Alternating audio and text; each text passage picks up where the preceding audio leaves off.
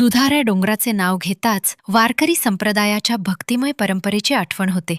हा डोंगर संत तुकाराम महाराज यांच्या जीवनाशी आणि त्यांच्या अखंड नामस्मरणाशी जोडलेला पवित्र परिसर मानला जातो.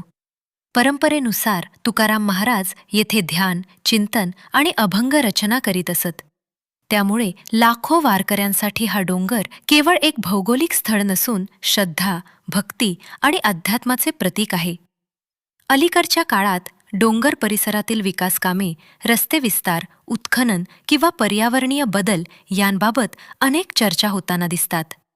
त्यामुळे दुधाऱ्या डोंगराला धोका आहे का, हा प्रश्न अनेक भक्तांच्या मनात निर्माण झाला आहे. वारकरी, स्थानिक नागरिक आणि पर्यावरणप्रेमी यांचे मत आहे की अशा ऐतिहासिक व धार्मिक स्थळांचे जतन करणे ही समाजाची सामूहिक जबाबदारी आहे. दुधाऱ्या डोंगराचा इतिहास हा केवळ संत परंपरेशी संबंधित नाही, तर तो महाराष्ट्राच्या सांस्कृतिक वारशाचाही महत्त्वाचा भाग आहे. येथे येणाऱ्या भाविकांना आध्यात्मिक शांतता अनुभवायला मिळते. म्हणूनच या परिसरातील कोणतेही काम करताना पर्यावरण, धार्मिक भावना आणि सांस्कृतिक वारसा यांचा योग्य सन्मान राखला जाणे आवश्यक आहे. आज गरज आहे ती विकास आणि संवर्धन यांचा समतोल राखण्याची. संत तुकाराम महाराजांनी दिलेला भक्ती, समता आणि निसर्गप्रेमाचा संदेश जपत आपण या पवित्र स्थळाचे जतन केले पाहिजे.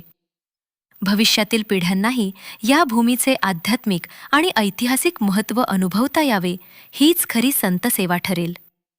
तुका म्हणे, नाम घेता सुखाची प्राप्ती होते, आणि संतांची भूमी जपणे हेच भक्तांचे कर्तव्य आहे.